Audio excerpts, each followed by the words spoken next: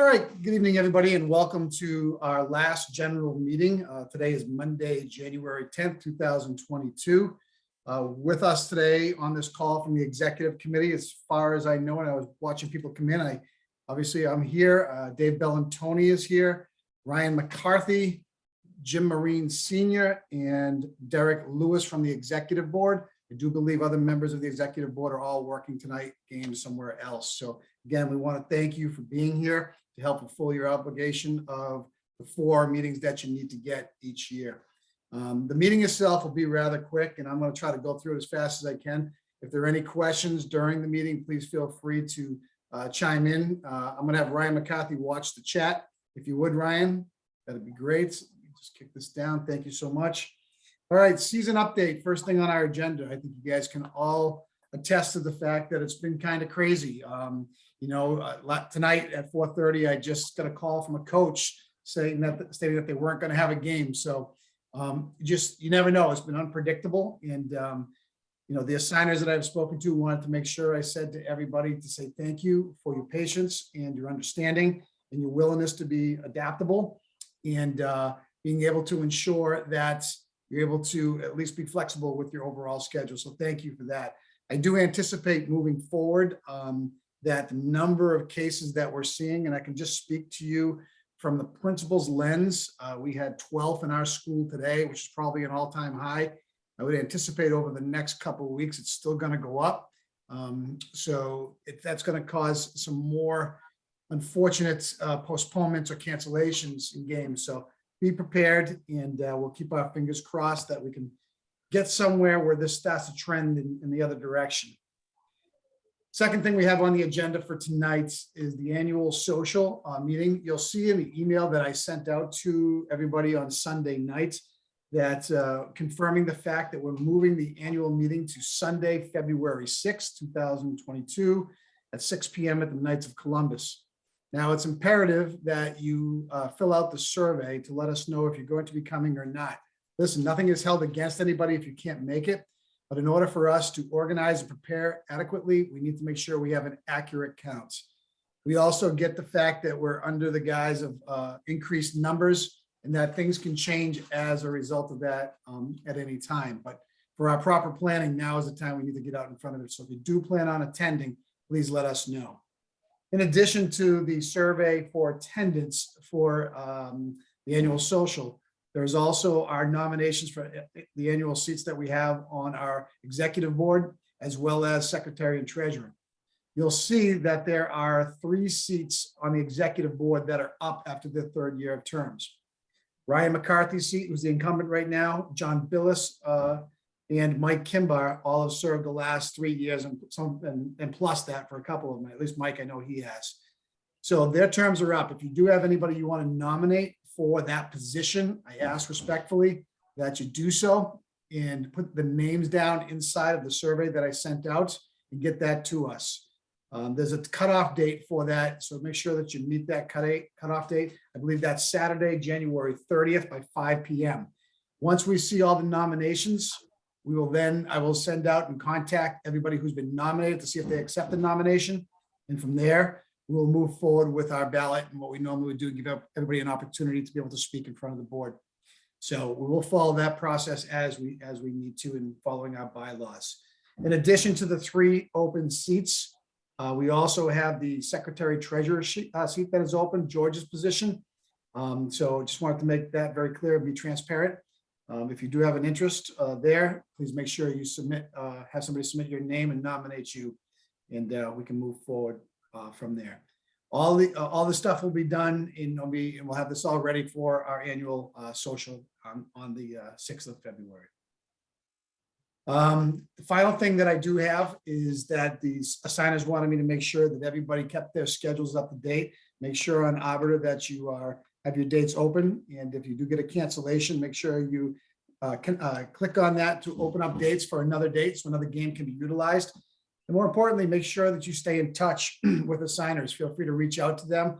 The numbers have been in past emails, but I can put out another email with everybody's contact information just in case you need to get in touch. I do have Dave coming in right now. I apologize, he's probably been waiting for a while. As I wait for Gus to come in, are there any direct questions for me or anybody else on the executive committee? Dean, I have a question. Bruce Hi, Edwards. Bruce.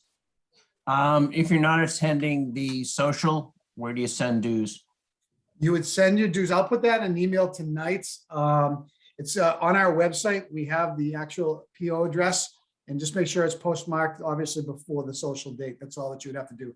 But I'll send out a subsequent email with that address in there, just to make it on the front line of all the communication that I've sent out. Great Thank you. question. Appreciate you bringing it up. Gus, I noticed you're in the gallery now. I want to add your name to members of the executive committee and as the interpreter that you're here. Gus, do you have any words that you want to say to the board? No, I just hope everybody's games are going pretty well. Later on in the meeting, if we want to open it up for a few questions, I do have a couple of plays I want to go over. Or do you want to do those now? Well, I'm just giving membership right now the opportunity to, and I apologize, I was talking while you popped in this, you're probably waiting a little while. But I just given the board members an opportunity to ask any questions pertinent to where we're at right now in the season, anything about the open seats we have available on our executive board or as our treasurer, or more importantly, anything about processes or bylaws or things of that nature prior to the annual social. Okay, after that, if we can open up maybe to some questions and just some comments from me. But nothing- Absolutely. nothing in general. Absolutely. Ryan, are you monitoring the chat? Is there anything in the chat? We are radio silence. Radio silence is a good thing. Yep. So that's 12 minutes into the meeting. At this point, I will open it up for Gus to be able to just review a couple of items and more importantly, to answer any questions you might have from a rules interpretation perspective. Gus, you're back on. Sorry, I didn't give you a long break. It's all right. So I've gotten a few emails and I had one the other day from one of our board members, which was a kind of a strange question. I kind of want to open this up to the board to see how we handle this. So you're in a fairly tight ball game and team A scores a basket.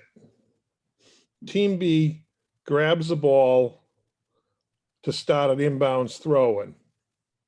The kid realizes he's not the one that's supposed to be throwing the ball in and puts the ball on the floor. Inbounds, but he just grabs it, puts it on the floor. Another teammate from team B now goes over and picks up the ball and goes out of bounds. When in general are we starting a 5-second count on that? I mean, I have a general practice that in a normal situation, the kid grabs it out of the hoop, steps out of bounds. I wait until that player is turned and facing to make a throw in before I start my 5-second count. But in this case, a teammate of his has already grabbed it and put it on the floor. Just general comments. When are people starting their 5-second count in this situation? I would start from the time the ball is in the hands of the team. So you're going to start it when the first player grabs it. That is correct. Because And that then puts it on the floor. is correct. Anybody else got any input on this? I would do Yeah, the same thing. This dinosaur would sit there and say, it's irrelevant whether it's a close game or not, because you should be enforcing the rule the same way Right. from the opening tap to the final horn.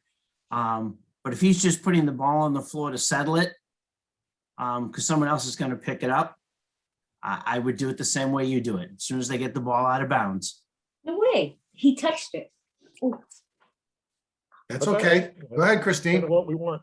Oh. Well, that's our question, Gus. Did the first player step out of bounds and then put the ball down, or he had not yet stepped out of bounds? He had not yet stepped out of bounds. So Okay, Okay, that's a different scenario then. So So- let's do Absolutely. this. Okay. Let's do this just for the conversation. In a normal circumstance, say the ball goes through the hoop, it bounces, the kid on going to be the throw-in team grabs it, he's stepping out of bounds, right? So he goes out of bounds in a normal circumstance. Now he turns to face the court. That's when I've always been taught to start my 5-second count. Yep. Not just because he grabbed it and he's still in bounds with it. We want to get him, I've always been taught it, let the player get out of bounds, turned and facing, and now start our 5-second count.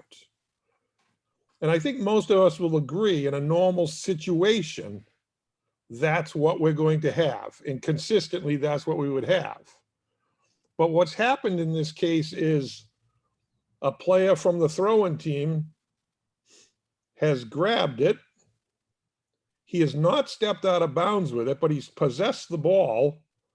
Now he realizes that I'm not the one who's supposed to make the throw-in. I'm supposed to get down court, say. So he puts the ball on the floor. And now he goes down court. His teammate picks it up off the floor, goes out of bounds. So we could have a 3-second interval here of a player, of a teammate before the teammate picks it up. And I just want to see how people are handling that situation. Do you start your 5-second count before that second kid picks it up because the ball was at the disposal of a throw-in player? Or do you wait for that second player to get it, be turned and facing out of bounds before you start your count? I guess, I know Christina and Bruce, you guys both, I mean, how you guys, what do you think? Bruce, you may be a dinosaur, but. Okay, so how about this, Gus? The ball goes through the basket and starts to roll away from the out of bounds. Yep. And a player from the inbounding team takes the ball and stops it with their hand or bats it. Yep. What's the difference? He's not going to be the inbounder, but the clock is running and he's preventing the ball. He's preventing time from running off the clock. What's the difference? So. What is the advantage, disadvantage? Right. You probably have to stop the clock if there's a delay. If If there's it a delay rolls of getting the ball away- in bounds. Yeah. If it rolls away from the throwing team, I'm going to blow the whistle, stop the clock, and then I'm going to hand it to him with the end line to run. If it rolls away, if there's an unusual delay, say it goes through the hoop and goes off of somebody's head and rolls away. I mean, that's when we're going to stop it. We're going to give it to him. So what if it goes up through the basket off somebody's head and a kid on the throwing team just takes the ball and bats it back towards the out of bounds where a teammate's going to pick it up? What's the difference? Well, when do you start the clock on that? When are you starting that? When he bats it? Or when the kid possesses it out of bounds? Wait a minute, the clock should be running. It was a good Yeah, the basket. clock- I mean, when are you starting your 5 count? When a guy gets the ball out of bounds. When he gets it out of bounds. Yeah. I agree. So I guess I guess the question here is we want to be slow enough to not cause I'm trying to think how I want to say this. Suppose the team is a full court press. Now are you putting the defense at a disadvantage? I know where you are. Why are they at a disadvantage? Well, hi, Johnny. They would be at a disadvantage. I guess. If anything, it helps them. It allows them to set up. Yeah, I don't think they're at a disadvantage either. Okay. I can I agree would say with the that. only way it works is if the team that's going to be inbounding is ahead and he puts the ball on the floor, you might be delaying and giving them a few more seconds to run off the clock, but Right, that's the only thing that's the only concern, that if you felt they were trying to delay, I'd stop the Right. clock. But isn't Yeah. but that's a warning then, isn't it, for delay? It'd be a warning if the team that scored touched the basketball, but if it's the Right, other it's not team a getting warning. it, It's not a warning for delay on the offensive team. So what I told the official that had this question was, and what had happened was he ended up with a 5-second count that happened twice in this ball game. One against one team, one against the other team. Not that that makes a difference, but I thought he may be being a little bit quick on the trigger when he started his 5-second count. So what he was doing was when the guy caught it through the hoop, had it for a second or so, then put it down. When he put it on the floor, he was actually starting his 5-second count because he felt that ball was at the disposal of the thrower inner, if that's a word. But he never went out, my thing is that the player never went out of bounds to throw it in. Right. So, I mean, I wouldn't have, and in the other scenario, if the player took it out of bounds, put it on the floor, and then the other kid picked it up, I'd call out of bounds a travel going the other way. No, because it's a end line throw in, so anybody can have that throw in. No, but if in the scenario, which I think we all thought when you first described it, that the player took it out of bounds after it went through the hoop and Yep. then put it on the ground in play. If his own teammate picks it up and steps out of bounds, it's out of bounds on them. In the scenario which I think we thought when you first explained it. So you're thinking that the guy stepped out of bounds with the ball, put I'm it on just the saying floor, that's out of what I think- bounds, put it on In the that ball. scenario, which is what I thought you were describing when you first started this, that the player took it out of bounds, they put it down, and then the other player took it back out of bounds to throw it in.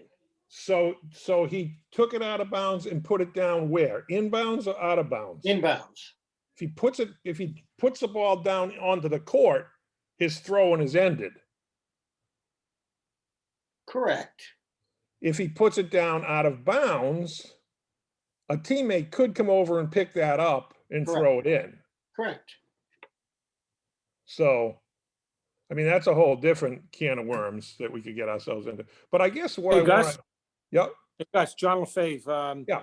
I think the only thing that I would have a concern with is if the player that put the ball down on the court and no one came over, another teammate did not come over real quickly or to put it inbounds, I would possibly start the count, especially if that team was ahead and they put the ball down and another player didn't come along in a reasonable amount of time to pick it up and put it inbounds.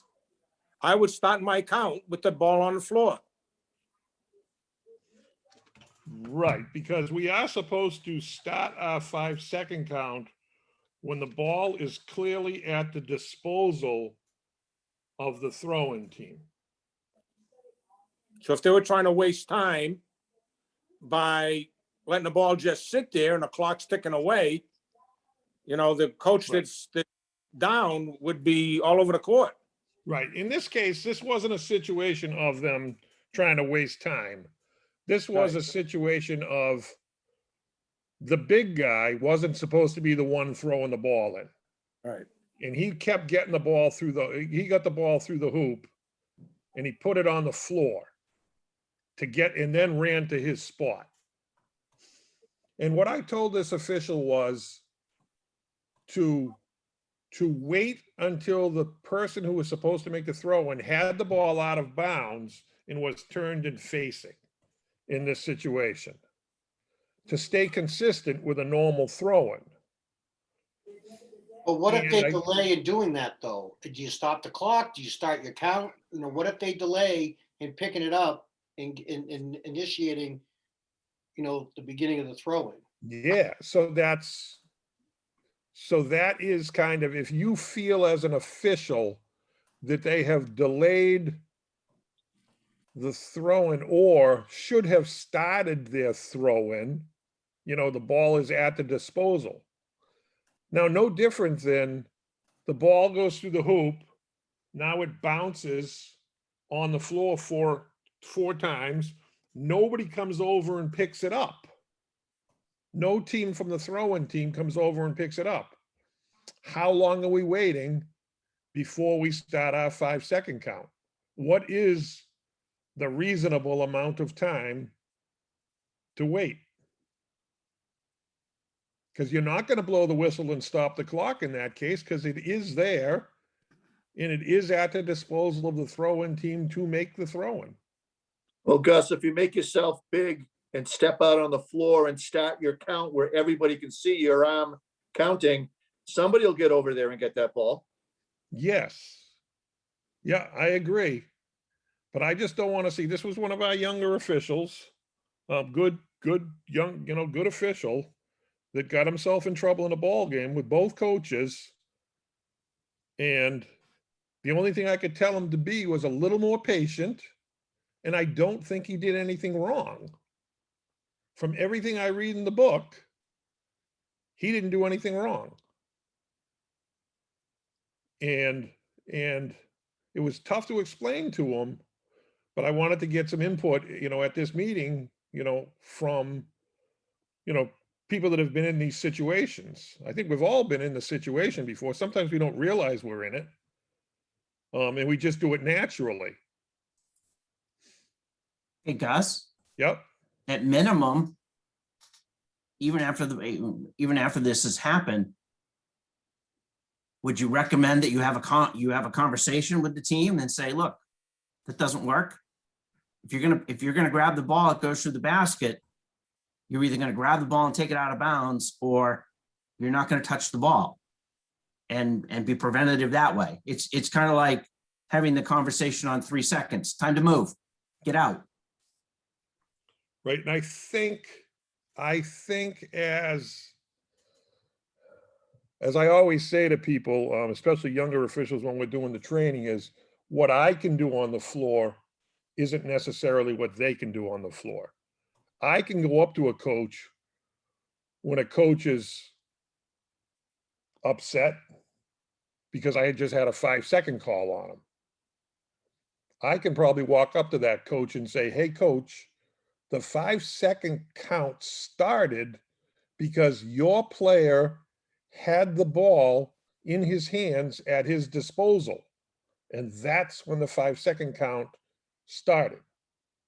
Yet, that's a tough conversation for a new official to have, or a newer official to have with a coach that's now,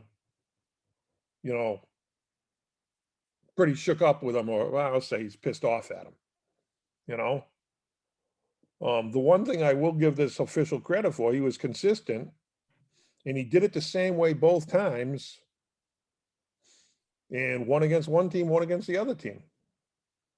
Now, I did talk to him about a little bit about just slow down on his 5-second counts, because we don't want that to be the call of the game. We don't want to be a scientist, and as soon as we get to 5, bang, it's a 5-second count. Unless the defensive team has earned it. If there's no pressure, I'm not saying ignore the rule, but no different than a 3-second call. We don't necessarily call that every time we see it. So just food for thought. Johnny, what do you got? Well, I think you're absolutely right. There's a few things that we all might take into consideration here. Number one, I don't think you could have expressed it any better and in a simpler way by saying what you can do, being a veteran official and one who's highly respected, to say the least. For a younger person to have to do that, that's very difficult. And regardless of male, female, whomever it was, they can't get the same type of return response from the coach that you would get. When the ball goes out of bounds, if they are doing it repeatedly, if if you saw this happen in the game one time where they grabbed the ball and placed it as they were looking around, all right, you might be wary, to say the least, of what's going on. But if it's done repeatedly, then you have to take action. And if this was done by both teams, now it's going to be a travesty and they're going to make a circus of the game. Obviously, you don't want that to occur. But what happened was, is from what I understand, I came on late, but it seems like there was a delay that ensued. And you were right the way you expressed it. When they're turned and facing, that's at the disposal of the thrower in. But if they even have their back and they put the ball down because they're waiting for a teammate to come from on the court of play to out of bounds, then they could conceivably start the count, because now they're doing it intentionally. You follow me? Yeah. And this is what I was having trouble kind of, just want to make sure that we're all on the same page, distinguishing when to start that count. Yeah. And so, like, if they did it one time, okay, you just, make sure you're observing it. But if they do it again, now you have to have some course of action. And that course of action is to tell them, all right, here's what we're going to do. We're going to start the count. And you don't have to do it in a nasty way. You're just doing it to let them know that you viewed it and that they're trying to do something to delay or to be able to set up something to break a press situation. All right.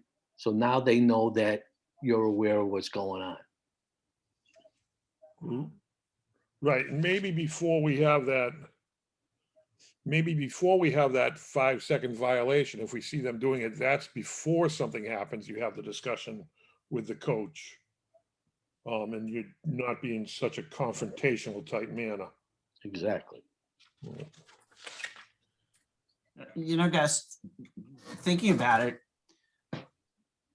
seeing it once may catch you off guard. Seeing it a second time, you may think more about it. Think about the kid who has this awkward free throw shooting style, who has a little bit of a hitch before the release. The first time you see that, would you call that disconcerting and call it an illegal throw? Or would you watch the kid's style of shooting free throw, and then if you think it's intentional the second time, get it then? Right. Yes. You would recognize it as an unusual situation.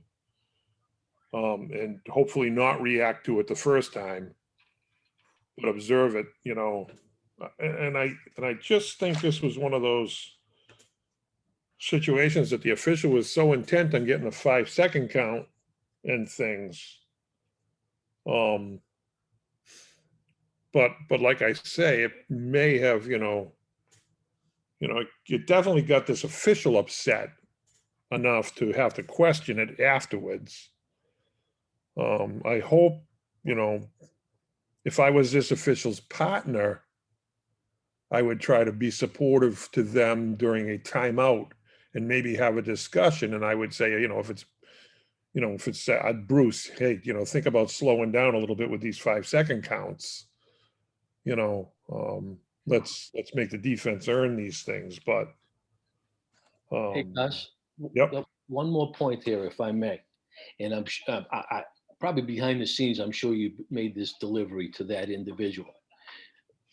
Let him or her know that regardless of what occurred during that game, that obviously they were consistent, as you said. But the most important thing here is that if this never occurred, they never would have been able to know how to handle this situation.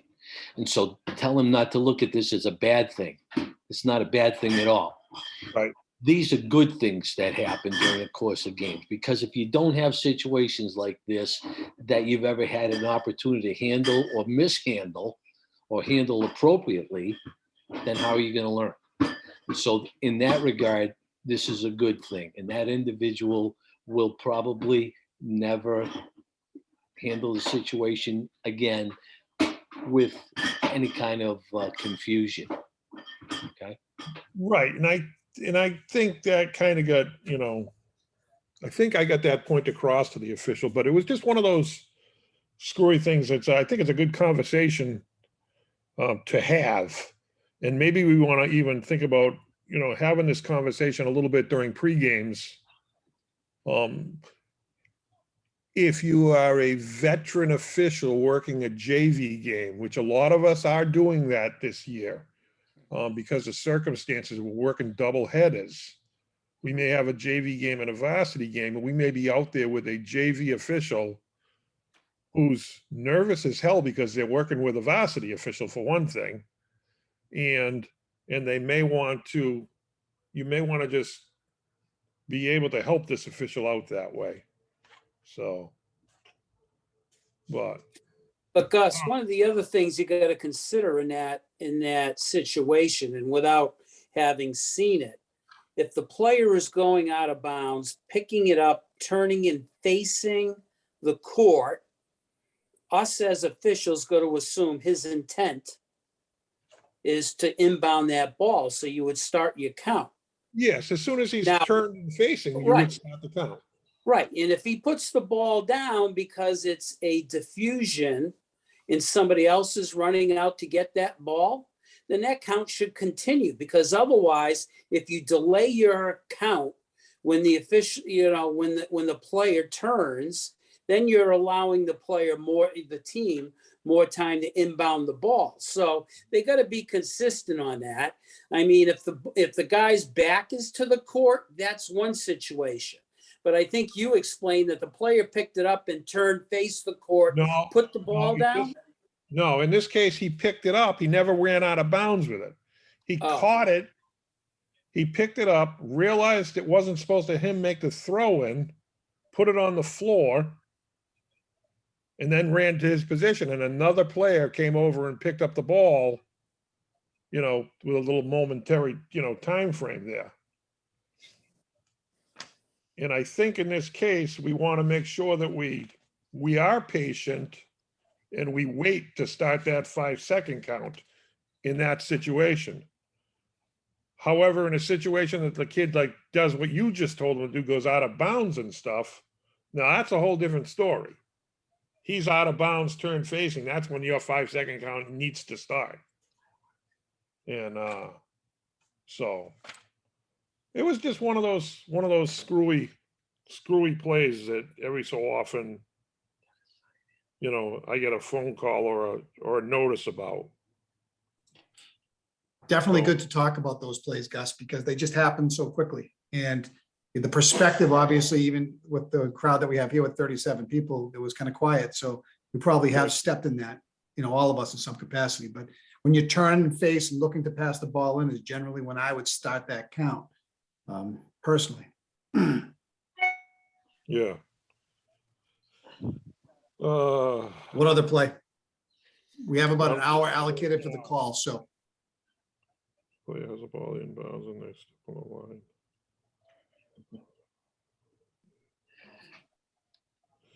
No, nothing crazy there.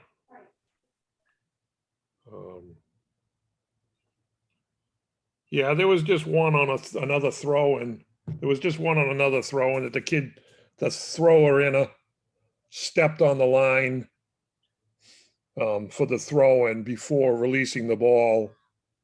And that's okay. He just can't step over that line because it is an out of bounds line. So that was, I think, the biggest one I wanted to go over. Does anybody else have anything crazy that's happened in a game, or just you have questions about? Or has everybody had the perfect season so far, which is great if you have? I think people in general are crispy, and kids are crispy. They don't want to listen to the mask mandates. It's a battle. I think of the games that I've reffed, you do your best to try to ensure that they're wearing them so we can continue playing this game that we love. But it's quite a tough uphill battle. Yeah, so speaking about masks, we're not policing that as officials. However, we definitely want to police ourselves as officials with the masks. Because if you notice from the not from the TV, from the Telegram and Gazette, some of the pictures they have out there are players that definitely don't have masks on, not worn properly. And I've actually seen a couple of pictures that I have been sent of officials not wearing their masks properly. And you just want to make sure that you're not the person that's in those pictures. It's hard.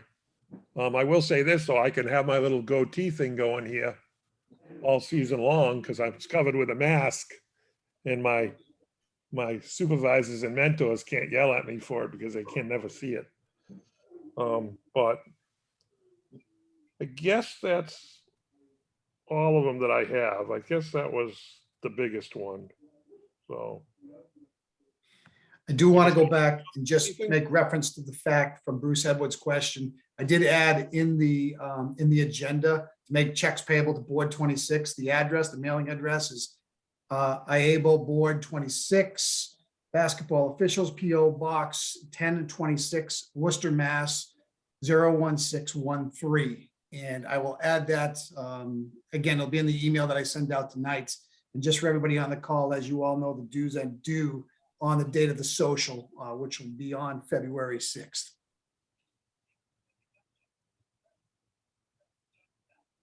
good.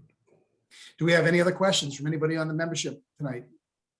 It's great to see everybody. Obviously we have 37 members on this call. We'll document that accordingly, cross-reference that with the sign in to ensure that everybody's being honest about signing in to attend the meetings. But this is a real nice, easy way to be able to make sure we connect and we continue to grow and we continue to have these types of conversations that make us all just a little bit better. And appreciate Gus bringing in some of that play, and anybody else who has a play out there that they wanted to bring in. Now's the time to do it. We have about 15 minutes left on the call.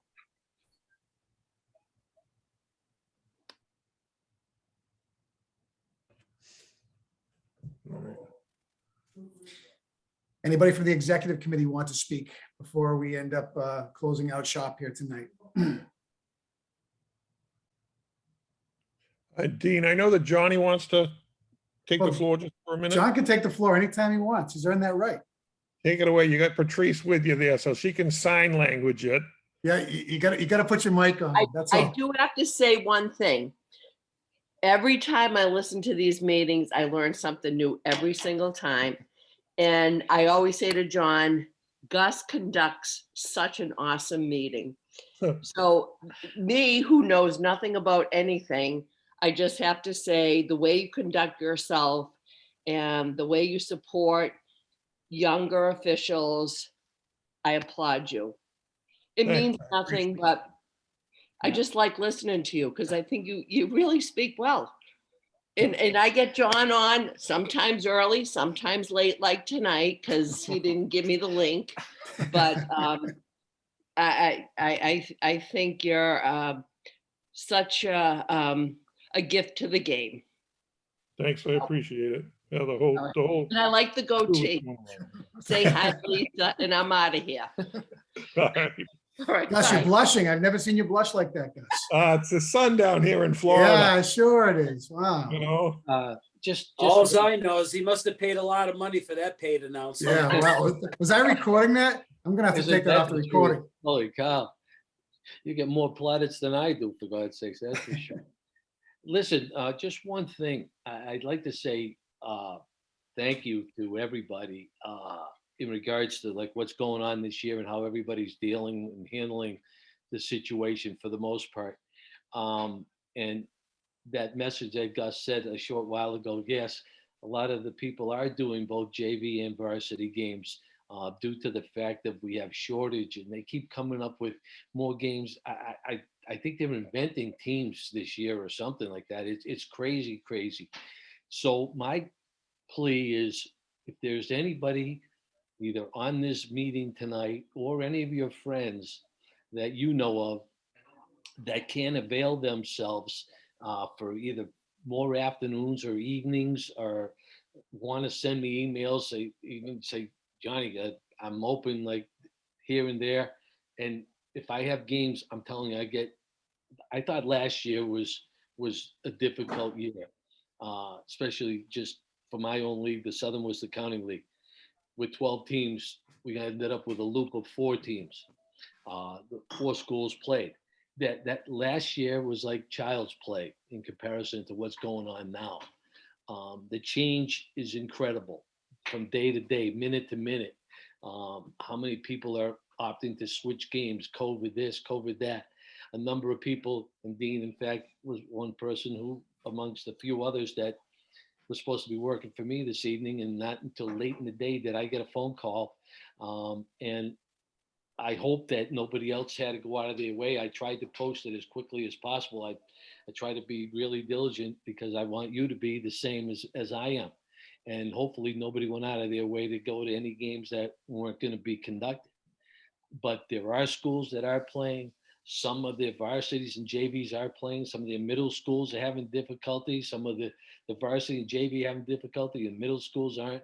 So it's really haphazard and anything goes.